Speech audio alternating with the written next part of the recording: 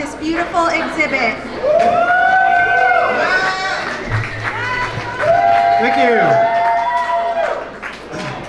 Thanks everybody for coming out. This has been a really, really wonderful experience from the position of curator, coordinator, lots of other thingers. Thank you all for coming. Most importantly, this is what makes it. This is what makes it worth it. There's a lot of people here from a lot of different worlds and realms, so thank you for coming together in this space.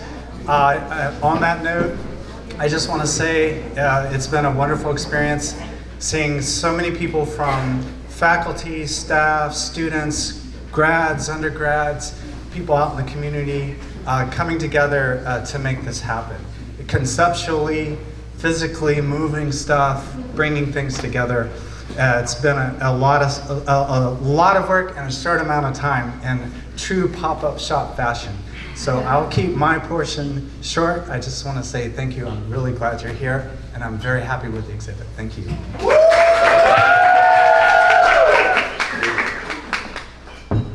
None of this would have been possible without Matt sort of leading this charge.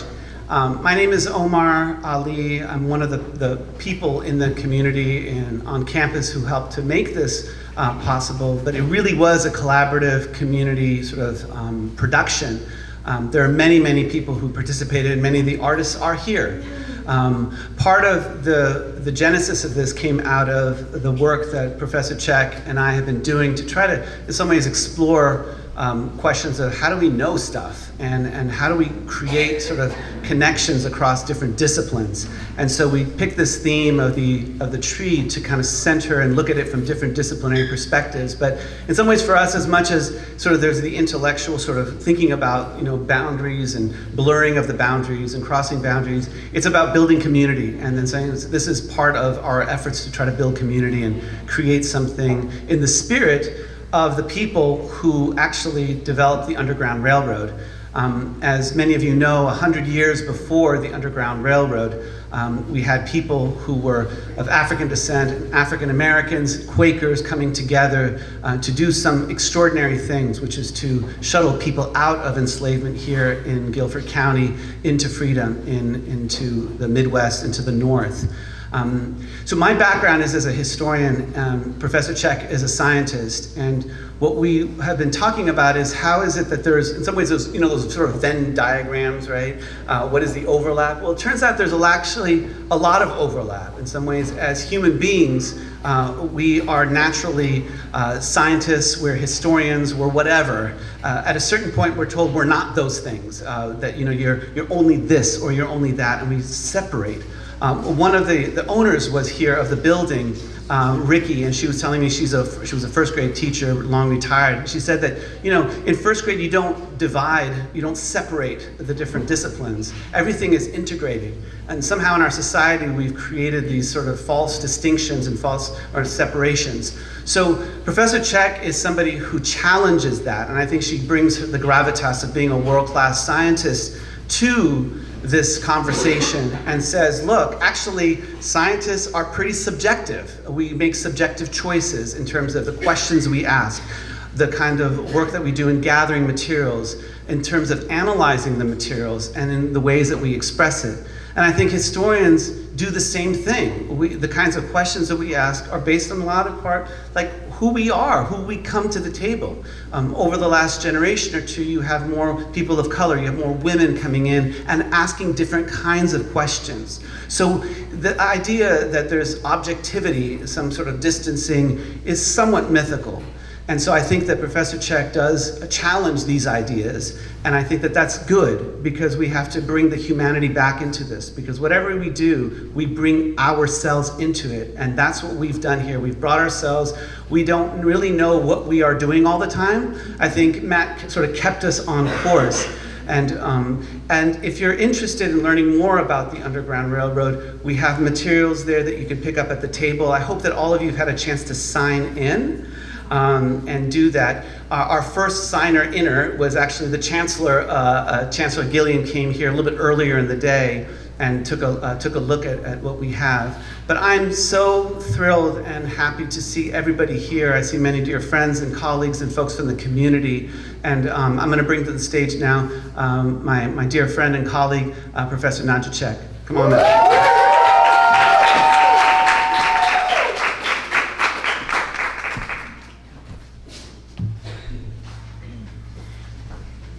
Each beginning is the end of a waiting. We are each given exactly one chance to be. Each of us is both impossible and inevitable. Every replete tree was once a seed that waited. This is a quote from Hope Yarn, who wrote the book Lab Girl. She's one of my personal heroes as a scientist who really has gone out and explored the world and connected with the community in a lot of really wonderful ways, including by writing a best-selling book about what it's like to be a scientist. And one of the things that we've been doing is taking students out to the forest and reading readings from people like Hope Yarn and from Levi Coffin and learning about history and science. And there's a tendency in doing that to say that we're looking at this from our different disciplinary perspectives. But what we've tried to do with this project is to let go of the idea of the disciplinary perspectives and all just see what happens when we work together on a project. And what is interesting about that is that we didn't set out to make this beautiful art exhibit, which you see here today. We set out to do something together, and it was about the process, not the product. And I think the students and the faculty and the staff that have been a part of the process will tell you, as you hear from them tonight, that the process has been really transformational for a lot of us, myself included. But it's like a bonus to now be in this space and have all this beautiful work and have you here.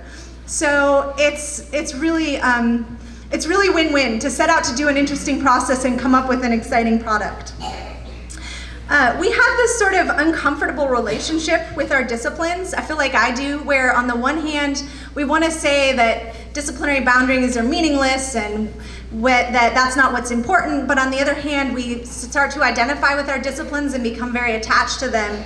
And so it's a little bit scary to go off and explore something like this where I'm a chemist, what right do I have to say put up an art exhibit, right? Like I have certain insecurity around jumping off into that world, but I've had a lot of wonderful colleagues to help me to do that.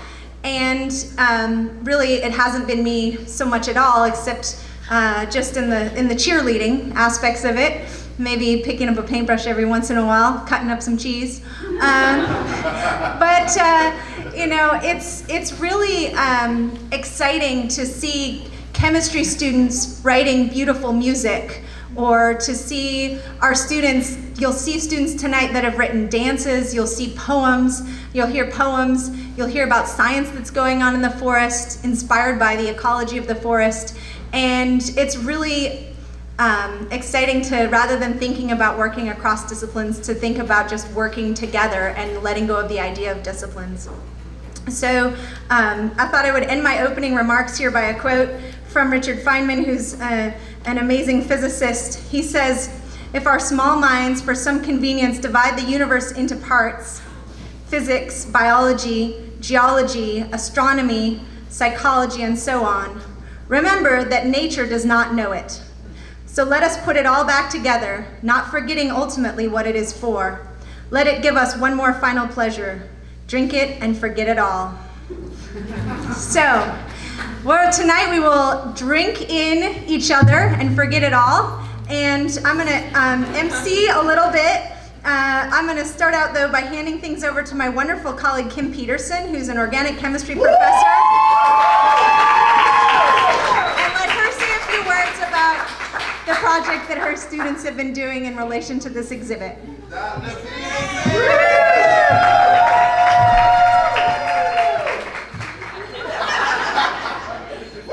Okay, for some reason this seems much more daunting than speaking to a class of 120, but I'll give it a shot. I just want to say a couple really brief things about how so proud I am of my class.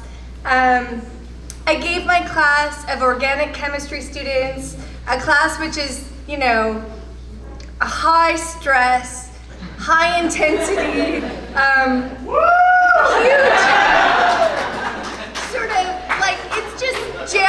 left already, and I gave them this sort of opportunity I said, think about this tree, go visit the tree, go visit this museum, think about the history of the tree, think about organic chemistry, and create something. And like, honestly, I had no idea what was gonna happen. I didn't know if there would be 2 students or 100 students, and like what kind of stuff they would create. Matt and I were like trying to plan. He was like, how many do you think you're gonna have? I was like, I don't know.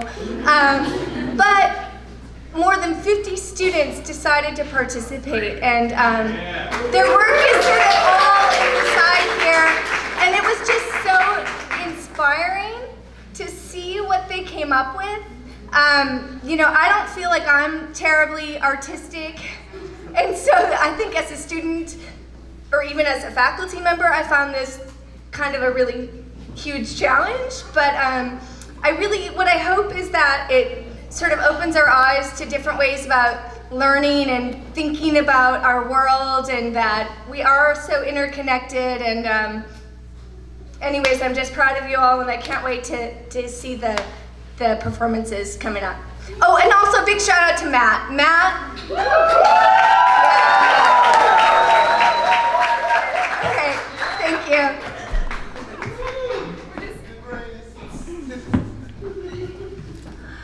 So we're going to get to student pieces in a second, but actually first what I want to do is welcome James Shields to the stage. James is affiliated with Guilford College, and he has been taking people into the Guilford Woods for a really long time. In fact, part of the work that James has been doing in terms of giving students and members of our community tours of the forest and of the Underground Railroad tree is what has inspired us to then even know about the tree and then expand into all the projects that you see today. So you can really see him as sort of a central point in the nexus of what we're seeing here, and we're extremely lucky to have him here tonight, and he's going to share a little bit with you.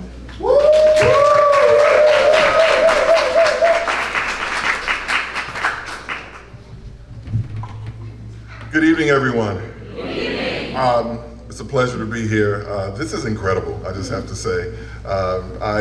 Over 20 years ago, I was introduced to the Underground Railroad tree at Guilford College. A friend of mine, Santis Beatty, he said, man, I got something to show you. And so he took me out to the woods. And at this point, we didn't have a trail to the woods. You kind of had to know, right? And the first time I visited the tree, you know, I just touched it, and you could just feel the vibrations. You could feel just the vibrations of those Quakers that came down, those enslaved Africans, the ancestors, the hope that they had for freedom, just this positive energy that just came from the tree.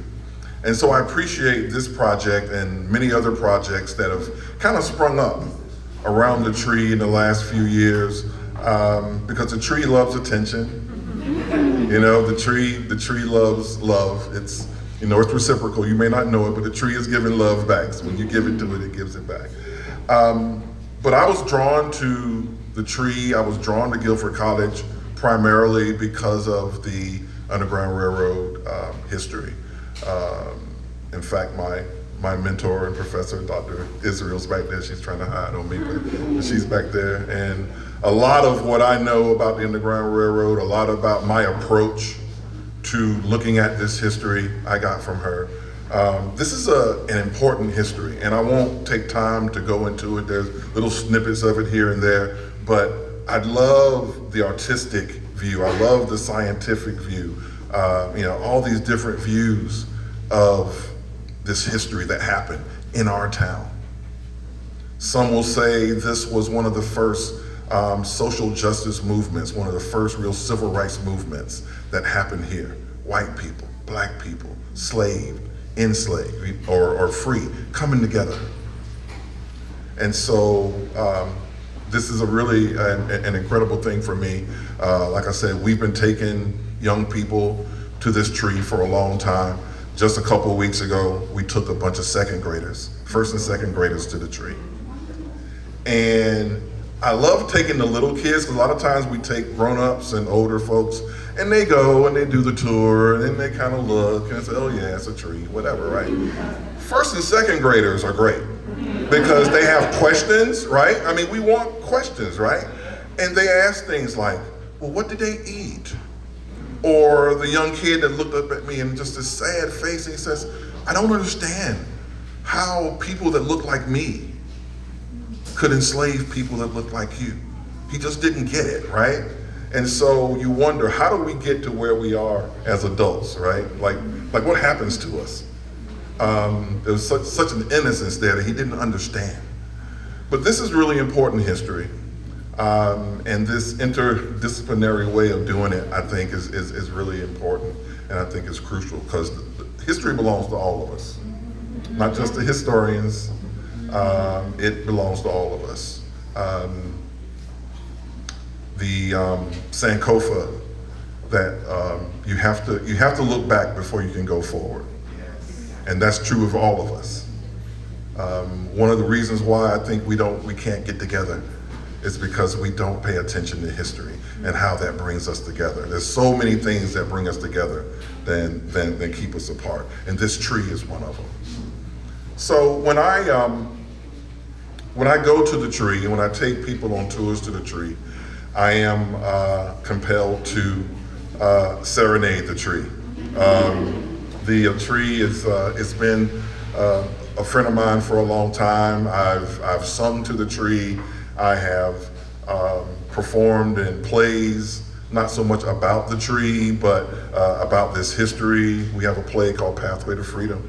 It's been around for a long time, and been doing that for about 18 years, and portraying these people that went to the woods, right? And the first time I was asked to be in this show, I was really nervous. I hadn't acted in a long time. And so I went to the tree just to kind of get my bearings, and the tree said, it's okay. You got this, right? So that was great. So what I want to do is just simply share with you just one of the songs that I sing when I go to the tree. It just depends on what kind of mood I'm in. Sometimes when I go to the tree, I might sing something, depends, like for example, I'm in a kind of a sad mood or whatever. There's one song, Lord, how come me here? Lord, how come me here? Lord, how come me here? I wish I never was born. When you think about enslaved Africans seeking freedom and the despair that they had for their situation, but yet we can still create music. You know, we didn't have a place to air our grievances. We couldn't go to Massa and say, man, this ain't working for me, you know, right? And so we had to sing our songs. Sometimes I would go and I would sing songs like Deep River, right? Deep River, my home is over Jordan. Deep River, Lord, I'm going over into campground. Deep River, it's right there, right? I would like to think that this song is about our Deep River, right? A place that freedom seekers would meet. But I also what I appreciate about this history is the recognition, as we do more and more research, the recognition of the enslaved African, him or herself, in their role. As much as we appreciate what the Quakers did and others, it's very important for us to understand that most enslaved Africans and free blacks played a role. They played a major role. And in some cases never saw a white face, right? Sometimes we do the quick and dirty, of history, and we don't get deep down into it, and that's dangerous, right? Not only that, it takes away a certain sense of respect and dignity from people. That's why you hear me say, we talk about enslaved Africans as opposed to slaves. I don't want young people coming to our tour, coming to this exhibit, and stepping away thinking, wow, and the only thing that they step away is that my people were slaved. No, your people were more than that. They were enslaved, and it happened to them.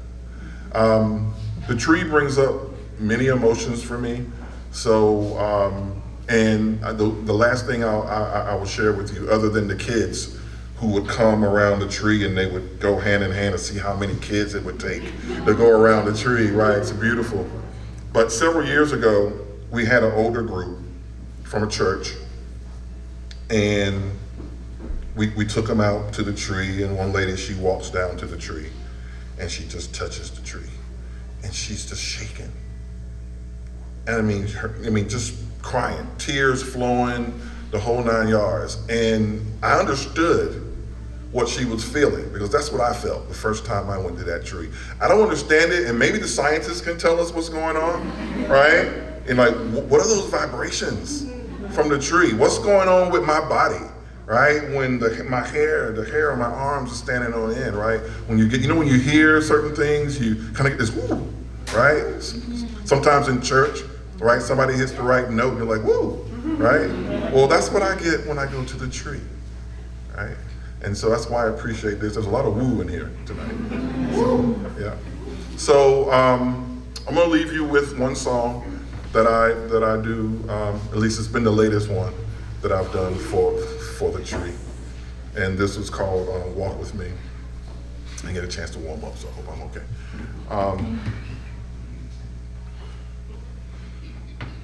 Walk with me, Lord. Walk with me. Walk with me, Lord. Walk with me. While I'm on my tedious journey, walk with me, Lord. Walk with me. Hold my hand, Lord. Hold my hand. Hold my hand, Lord. Hold my hand. While I'm on my tedious journey, hold my hand, Lord. Hold my hand. I want Jesus to walk with me. I want Jesus to walk with me while I'm on my tedious journey. I want Jesus to walk with me. Yes, sir. Thank you.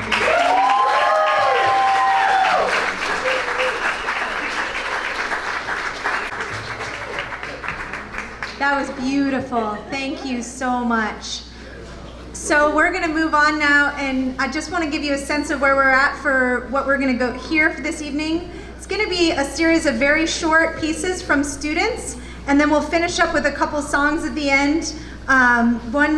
Both original songs, one written by a student and one written by a faculty member here at UNCG. So it'll move through fast, and you'll see all different things: dance, song, poems, etc. We're going to move next, actually, to hear from Karis Taylor, Karis is going to take the mic, and she's going to share with you a poem that she wrote inspired by the Underground Railroad tree.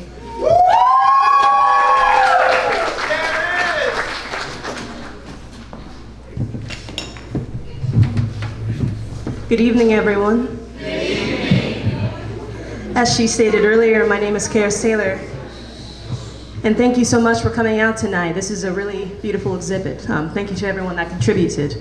I was inspired to write this poem by Dr. Ali's telling of the story of Edie, a runaway slave who desired something necessary to all human life, freedom. As I read this poem, feel free to snap, to clap, close your eyes, or express yourself in however this poem connects to you. Thank you.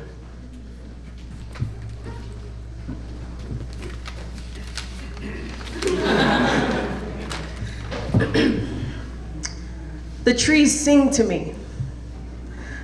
I listen. I feel its skin as I walk down the trail, while the soil leaves marks on my shoes as I begin to take in the history. One slave ran into this forest to be free like the leaves. With her baby, fighting illness and hunger, she was scared, but hopeful, continuing to the journey of freedom with uncertainty, but hope thriving in her heart. Today, someone takes me to the trail, and I learn to follow, not making a sound, but opening my ears to it. At times, I slipped or lost my footing in the mud, but still persisted on, but knowing that if I were a slave, my life would have been gone.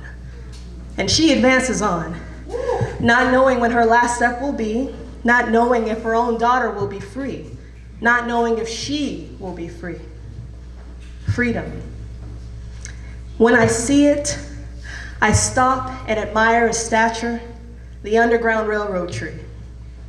But when she sees it, she stops and she cries, the tree to make me free. I look ahead and see another tree, but this time with a nail, and learn about its purpose. But she feels for that tree, wraps her arms around the body, and slowly rises up until she finally finds that nail. And when my hand touches the nail, I know that I am in the right place of history. But when her arm hits that nail, she knows to go left. Thank you.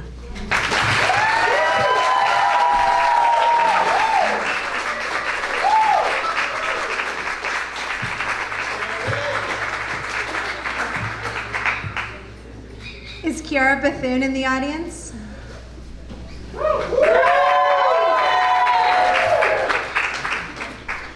Kiara Bethune is going to share about the piece that she made in response to going to the forest.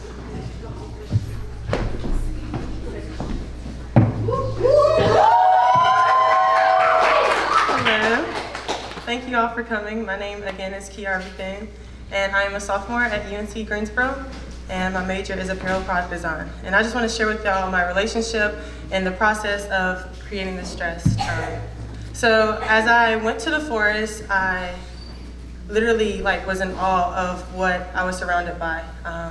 And the first thing that came to me, which I feel like doesn't really come to a lot of people whenever you think of this forest, was hope. I actually, as I looked around and walked around, I felt and I just imagined a sense of hope as they were in this forest, that whenever they are going through these trials and tribulations, they still had enough time to sit down on the logs that were pushed around on the ground and actually just sing hymns. And I was like, wow, I don't even know what possessed me to think that way, but in that time of just sincere thought, I was able to actually connect with my ancestors. And as I traveled through that forest and we got to the big tree, I didn't even think that was what we were there for, because when I seen it, I literally didn't know what words to say. But whenever I seen it, I knew the purpose of that tree. As I remembered the story that Dr. Ali was telling us about Edie and how that tree was her home. And a lot of times we kind of forget or don't remember what our home was. And that's my relation to the story. Because as a first generation student, it can be hard going into college and not having anybody else in front of you to actually set an example. So as I came to Greensboro and I was able to face new challenges and actually just set foot on my own path, with that being creating designs for what I loved, or embracing my natural hair journey, or even trying to figure out where my heritage is from. Those things I feel like are a part of my home. And as I went on this journey into the forest, I was able to know that Greensboro is my home. And a part of my home is roots. And that is the theme of my project that I did with my dress. And I hope you stop by to see it, but roots was the theme of my dress. And the bark that was on the tree actually resembled one of the fabrics that I was able to get from a donator for around this town that just thought of Carr's department students and donated tons of fabric. And I thought that fabric would be perfect to describe this tree. So I was able to create the tree with a knit fabric that I felt was flowy enough to embrace the beauty of you being able to move around once you know your roots. Once you know the basic knowledge of where you're from, you're able to move in freedom. And I kind of created different patterns with the grain and the cross grain of the fabric to give it a sense of kind of like a sense of variety within the dress. And I just wanted to share with you a little snippet of something that I wrote to help describe my roots. The roots that help each other grow, the roots that have been hard to find, the roots that you trip over, the roots that make you, you. No matter what type of tree you are or will be, you have a root uniquely yours. Be the tree that people see and can confide in you, like Edie. Maybe your tree is not a place just for you, but for others. This dress is my tree. There may not be many leaves growing on it yet, but I allowed myself to be vulnerable for others to see, and I hope that you find your roots to see what your tree can one day be used to help others too. Thank you.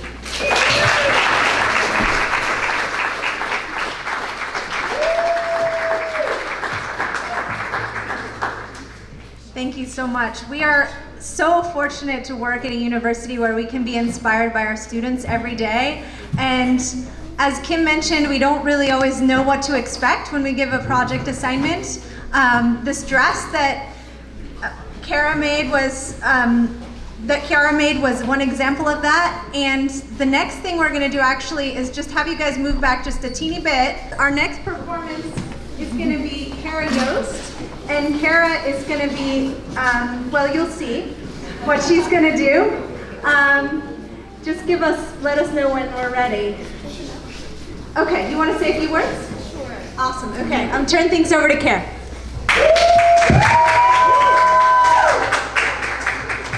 Hello everyone, my name is Kara Yost. I'm a theater major at UNCG. I'm a part of Dr. Ali's class. And we've been studying this tree for a while, and I began to think about how the environment of the forest and the different noises the woods make might have affected the movement and behavior of the slaves. And I tried to effectively put that into a dance and what that would look like for me. So I'm going to show that now.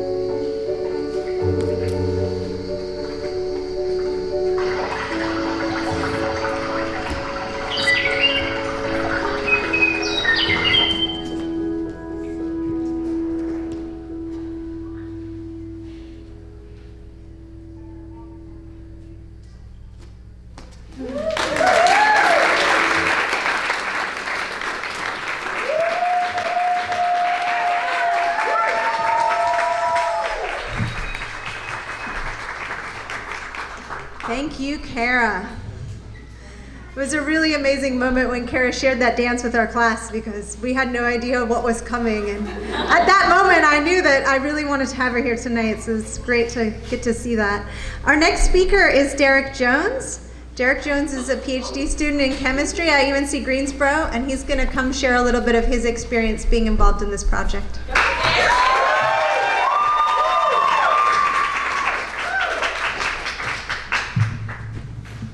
Greetings, amazing people. We got a live crowd here. Can I have another hand clap for you all? Yes. So, I'm going to be brief, but Dr. Ali's there, Dr. Jake's there. So I like to acknowledge two of my heroes, Dr. Check and Dr. Ali. They have been there through thick and thin for Derek, and they have advocated and taught Derek how to advocate for himself. So I hope that what I say here inspires you all. So, this mic. All right, so when walking through the forest, the trail, before I get there, I sent Dr. Check a text, and I hope she don't mind me sharing this part. And I was like, Dr. Check, I don't think I can make it. I was overwhelmed in my feelings, if y'all know what in my feelings mean. Just overwhelmed with what was going on. I just didn't feel like I belonged in that particular setting. And Dr. Check has a unique way of knowing her students. So she sent me a text message and said, well, Dr. Ali had really hoped to see you and things of that nature. And I was like, I cannot say no now. I have to go. So I immediately dropped everything and I went, just offering in my feelings and everything, because Dr. Check noticed that I needed some type of inspiration. So when I was walking through the trail, at first, y'all need to know, I don't like trails, bugs, or any of that stuff. I don't like the gym, but I'm trying to like it a little more. But I'm trying. Dr. Caesar right here is trying to help me like it a little more. But when I was walking through it and I was hearing the stories that Dr. Ali had begun to share and Dr. Check had begun to read a passage in a book, something resonated with me, and that was hope. And I'm sure that we have all heard that word at least 2 times tonight, hope, right? If you didn't, you heard it 3 times now, hope, right? And so when I was going through the trail, I just felt this sense of hope.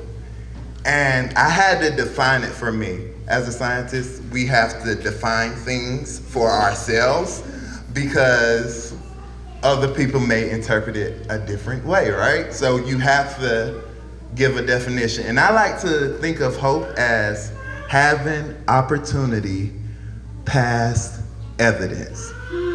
So what do I mean by that? Having opportunity past evidence. As a scientist, as a PhD student, as a graduate student, 99% of the time, I would say 99.5% of the time, your experiments don't go the way you want it to go, right? Right? It does not go the way you want it to go. But it's not a failure. I want to challenge even scientists, even anybody in here, don't look at your failures as failures. Change the narrative and learn something from it, right? Because if you learn something from it, it's not a failure. You're becoming an expert in what you thought you failed in. So it just gave me that sense of having the opportunity past the evidence. So like my research, it was going good. I was doing literature and all of that, but if you know anything about metabolomics, small molecules, trying to identify new molecules, and you look at an Excel file of 30,000 different peaks or something, you just like, what in the world is going on? So, all of that to say, like, I'm just so hopeful. Like, in my mind, I'm liberated, meaning free in my mind, because the people that went through the forest, they were hopeful. They didn't know what tomorrow will bring. They didn't even know what the next second would bring. They didn't know if they were gonna live to see the next second. And to bring a baby in the trail, you wanted to liberate not only yourself, not only your child, but the generations to follow behind you. And that is what hope is. It's not about what is going on right now. It's about the liberation of the folks that are following behind me. That's what hope is. And I try every day to broaden my perspective. Like, we have to be hopeful. And one thing I want everyone to do is look at somebody that you do not know and tell them you are allowed to exist in the space that you are in.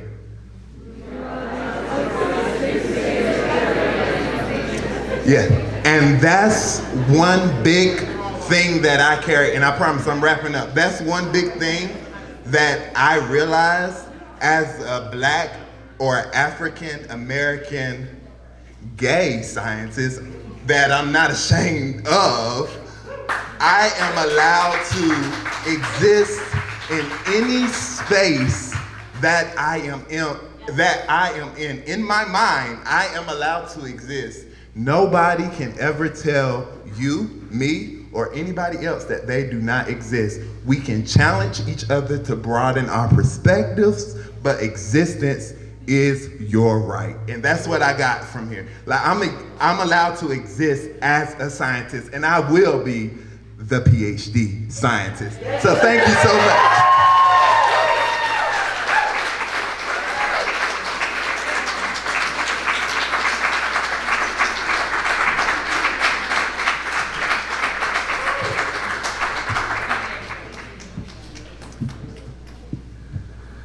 Okay. Well, Derek is my personal hero as well. You can see why. I'm going to pass things on now to Alexis Starr, and Alexis has a poem that she would like to share with us. Ooh,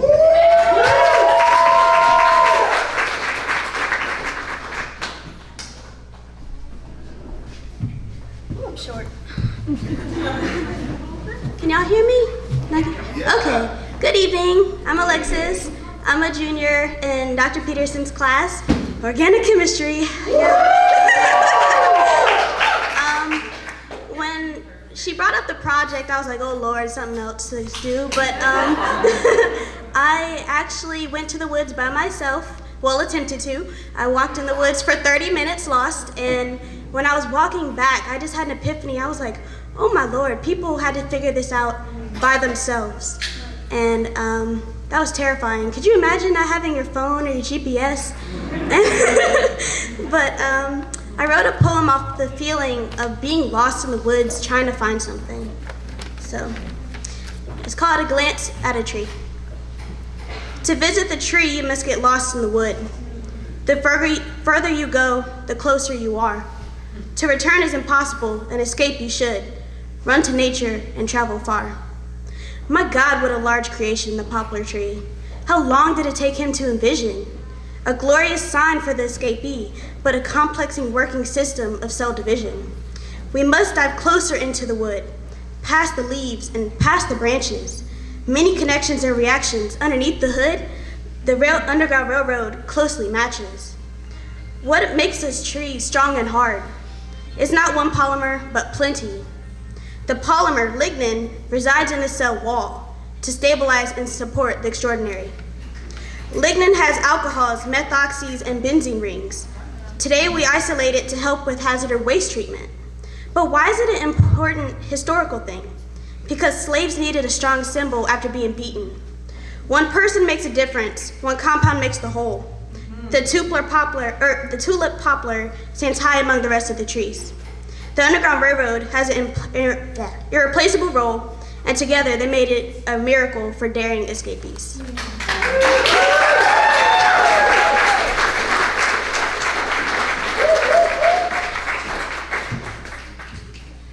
All right, next let me call up Sabiba Hossein. also a chemistry student, who's going to share with you a little of the work that she's been doing related to the tree.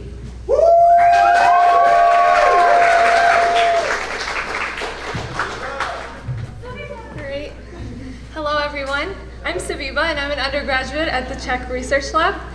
And I've had some of my best experiences ever working in the lab, and fungi has been sort of my area of study in the lab.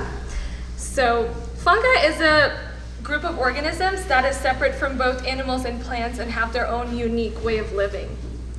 So fungi also has quite a record in protecting us from bacteria. For example, like a lot of you might know about penicillin and methicillin and how they protect us against a lot of different bacterias. So this makes us really interested in studying fungus because how potent and useful they have been in the past. So bacteria are smart and are finding new ways to survive common antibiotics such as penicillin and methicillin. So we need to look for new cures, and fungi is a great place to look. For the Underground Railroad project, our professors, Dr. Czech and Dr. Ali, took us to the woods to see the beautiful tulip poplar tree in person. It was a wonderful experience as we hiked quietly and paying close attention to the nature around us. We stopped a few times on our way to the tree, and Dr. Ali read to us about the history of the tree in the midst of the woods. It was such an incredibly serene and enriching situation. His readings added a sense of buildup before we got to the tree. At the tree, Dr. Czech and others from our lab, along with Dr. Josefa Raja, who's a mycologist or a fungi expert, and I collected a few tiny little pieces of the bark, which we then cleaned up intensively and placed in little plates of agar to grow out whatever fungi might have been inside of it. This culturing process allowed us to see different species of fungi that were inside the tree. Finding 5 different types of fungus is very diverse considering that we had only a little bit of the sample of the tree. So then we cultured each type in separate agar plates so we could really get into the individual chemistry of each fungal strain. Once these are cultured and are fully formed and ready, we will obtain the chemicals that is synthesized by a process called fungal extraction. Then we will take those extracts and test them against MRSA, or methicillin-resistant Staphylococcus aureus, in our lab to see if it has any antibacterial activity. We will also observe and see what kind of chemicals that the fungi can make. There was something so fulfilling and complete about this whole experience. Hearing the history of the tree and what the woods meant to the fugitive slaves in the past, and then getting to see the chemistry behind its samples. Going from the antiquity and historic significance to observing the current ongoing chemistry that the tree still partakes in right now as I speak is something that truly amazes me, and I'm sure it amazes everyone that is here today. And that is why I love the science and humanities collaboration so much, because it connects our ability to perceive and feel things to our ability to compute and process objective data. And I believe that with the combination of these abilities, amazing things can happen like they are right now. Thank you so much.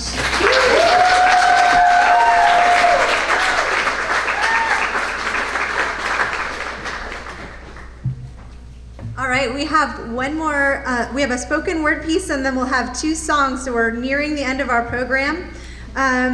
Next, we're gonna hear from Hawa Awo, who's gonna share her spoken word piece.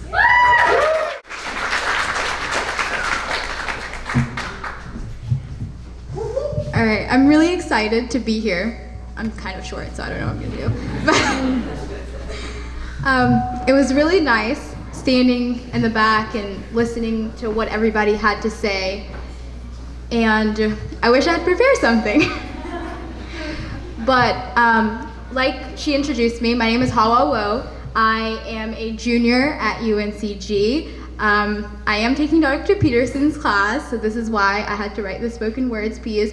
But I'm really glad. I'm really glad that I did, because there was a lot of history that I learned that I don't think I would have. And there was a lot of things and emotions that I experienced that I, like I said earlier, I would probably not have. But I come from a and sorry you guys, I come from an African family, and my parents migrated here in the 90s after the Civil War broke out. And growing up, I felt like distance from my African American peers because although I was born in Atlanta, Georgia, woo woo, I felt like, you know, I was African and I was American, but I felt distance from those words. I felt like I didn't have any connection. My family members, my ancestors, they didn't have to go through this. Everybody has their own individual struggle, but this was a struggle that we did not experience. And so when we were assigned to do this, I was kind of like everybody else. I was like, could it be anything other than history? Because I'm a bio major, so I like to avoid the humanities. But yeah, so I started doing research, and there was a lot of things that I learned and a lot of things that I felt, and there's a lot of stories that I heard that I feel like we can't sit here and like say, because there's just so much history and so many other things, and yeah. So I want you guys to come closer. You guys are so far away. Yeah. So my piece today is called The Root of the Story. There's so much green down below heaven's gates, stretching through for hundreds of miles, so easy to lose yourself in, as many before you have, searching for the key to freedom as fingertips reach for the familiar feel of metal against skin. For this is your northern star, and you will follow. With the darkness serving as your only companion, and just as the day fades in winter, another will follow. Hopeless, with heavy shoulders, pleading for the removal of their very existence from this earth, unaware of the silent witnesses among them. There's a comfort to be found in a quiet conversation between man and nature. He sees all and speaks none, but oh, the stories he could tell, all of the pain and the sorrow shoveled into the carbon of its biomass. Year after year, he grows, fueled by the burning sun, turning the inorganic into organic, the present into a distant memory. As natural as nature gets, like a babe suckling the milk from his mother's breast, unaware of the worry pumping through her veins. The fear, the sadness, C9H13, NO3, epinephrine, adrenaline. So she runs and she runs until she is enveloped by the same green. And then the darkness, it swallows her, welcoming her, for it is safer than any home that she's ever known, safer than the man who dared to rip her family into pieces. And with the infant in her arms, she waits under the canopy, tear-filled eyes that refuse to pour, building and building until finally it rains salt water. Potassium and chloride are her only escape, her companion from branch to stem, stem to root. The lignins, steroids, and benzenoids know this very story, but not yet her outcome. Once minutes turn to hours, and hours into days, and soon weeks. Once healthy in mind and body, now degraded and worn. In panic, for she cannot find her light, her northern star. And so she runs once more, away from the green and into the night. Thank you.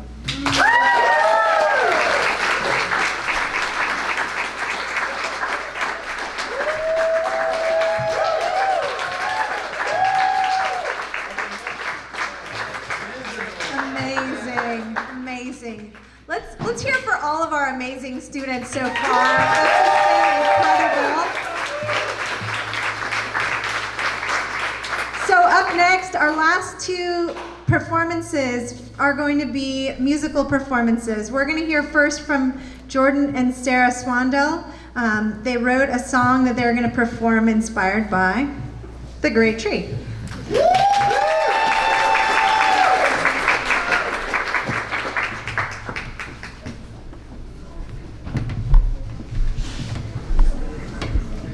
All right, so we're the Swandells, and this is a little song we like to call 2-carboxyethyl 3-tetramethyl 12-divinyl porphin 23 diet. Everybody sing along! No, that's not actually the name of the song, but it is one of the lyrics in the song.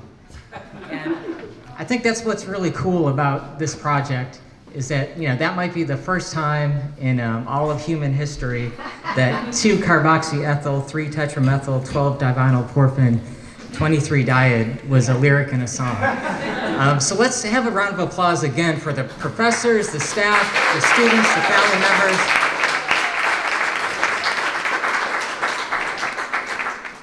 that brought this together. That brought things together that we don't normally think of together, and helped us to see the beautiful connections between those things. We'll play the song in just a second. It's only about 3 minutes long, but I wanted to tell you a little bit about the song before we play it.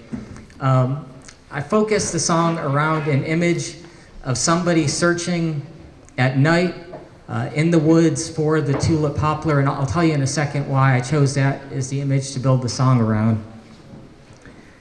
But with that, with somebody searching at night, you know, for this tree,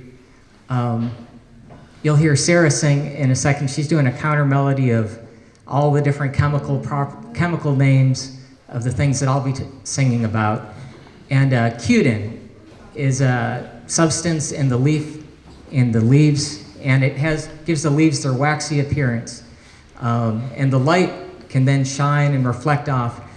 And something like that, you know, that chemical combination that then becomes a physical property could be the difference between somebody finding that tree at night or not, which for somebody could be the difference between life or death. And that's just a powerful example of how these carbon and oxygen bonds and things that we don't think about really shape our human experience. Mm-hmm. With the song, I wanted to honor some of the people related to the tulip poplar. One group is the Quakers, and just acknowledge how their faith and their honesty to their faith allowed them to simply be good neighbors and extend simple neighborly love in the way that they could.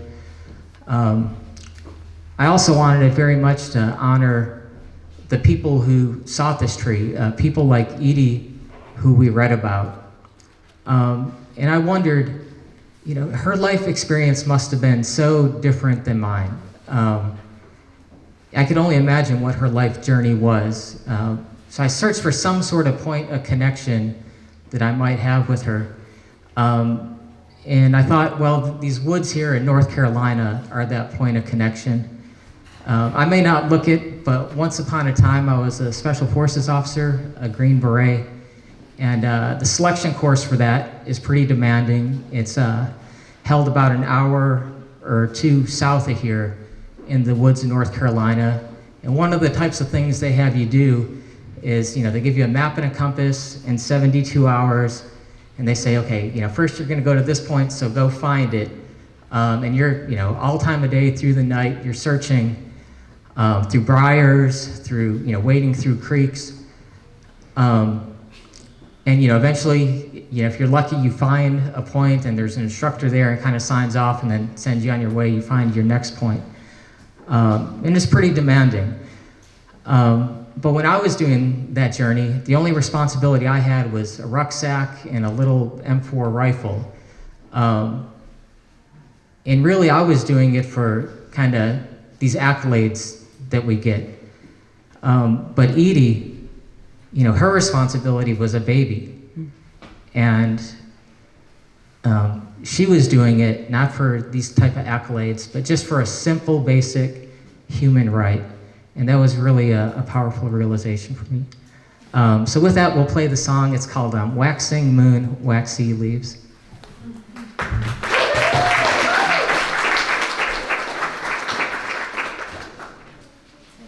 It'll take just a second. We'll be ready in just a second.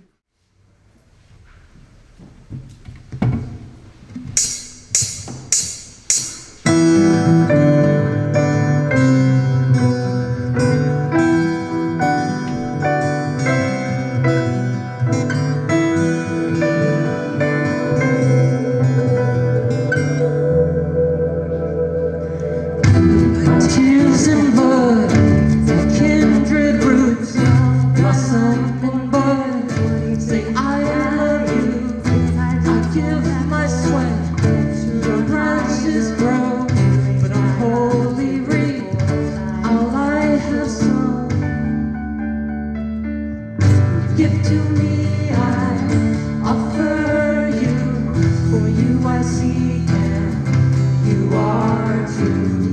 You give to me, I offer you. For you I seek, and you are true. I breathe in, you breathe out. On starless night, let yourself out. Bits of me, I cannot think. I take you in, my bonds free. You give to me, I offer you. For you I seek, and you are true. You give to me, I offer you. For you I seek, and you are true. Salvation hung upon a tree.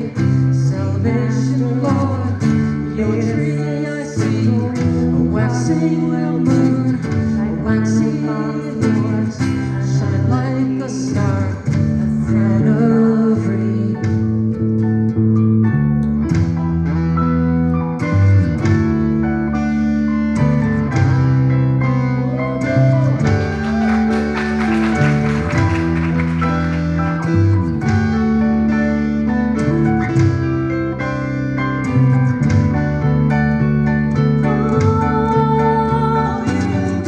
Give to me, I offer you. For you I seek, and you be true. You give to me, I offer you. For you I seek, Lord, be true. You give to me, I offer you. For you I seek, Lord, be true. You give to me, I offer you. For you I seek, Lord, be true.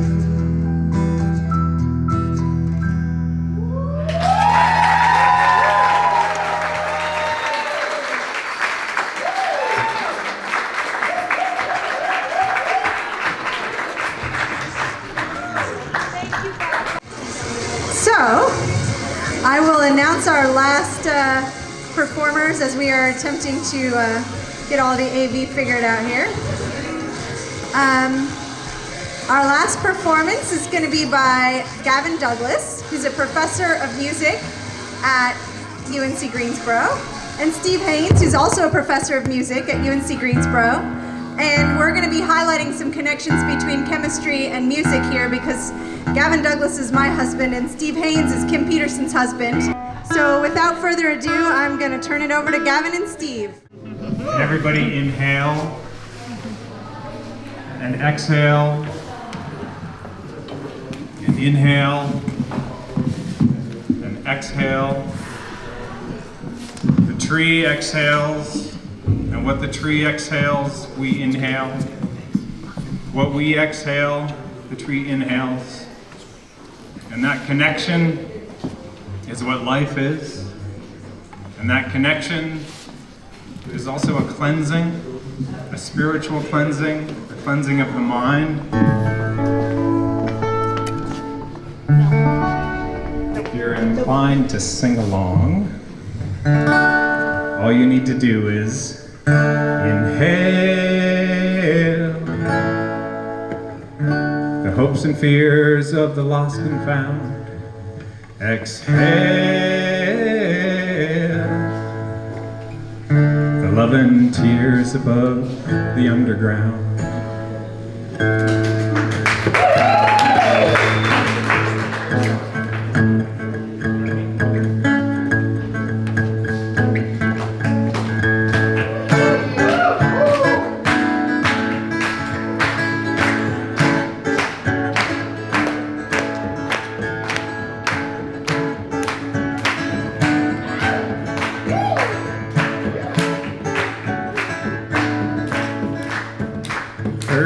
Degrees, 5 minutes,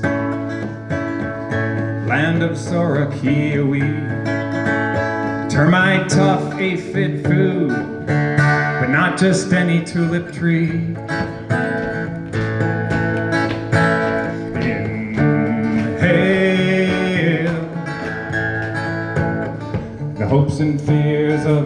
and found. Exhale the love and tears above the underground.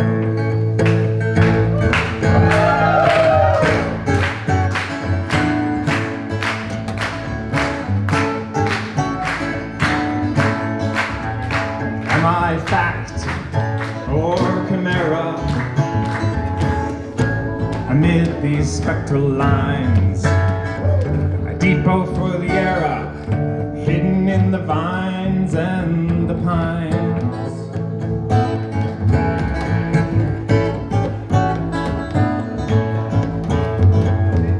I hover over thickets where coffins saw the coffle. Dimbry fled to Indiana, illogically unlawful. Inhale the hopes and fears of the lost and found. Exhale the love and tears above the underground. Connected here, connected now.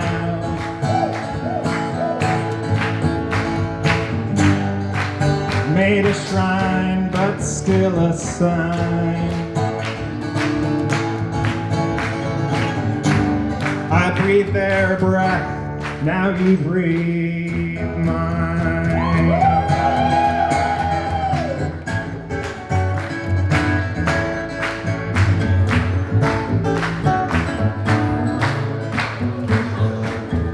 Up ahead, a calling quail. We must be near. At the fork, feel for the nail. Polaris is clear.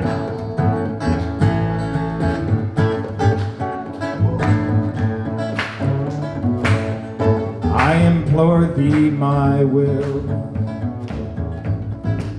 Around this tree, history lingers still. I am more than memory. Inhale hopes and fears of the lost and found. Exhale the love and tears above the underground. Connected here, connected now.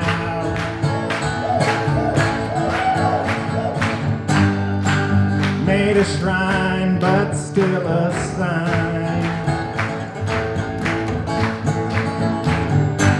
I breathe their breath, now you breathe mine. Everybody!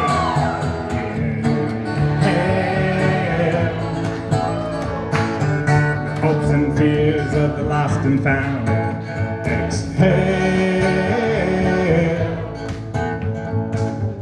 love and tears above the underground.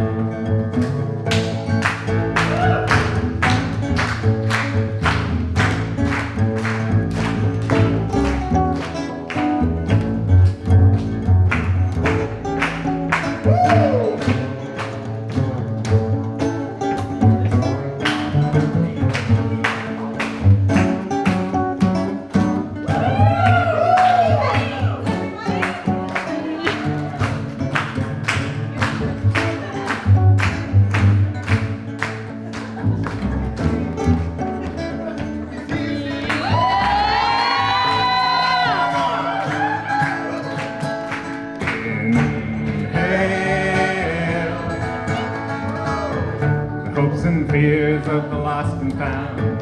Exhale the love and tears above the underground.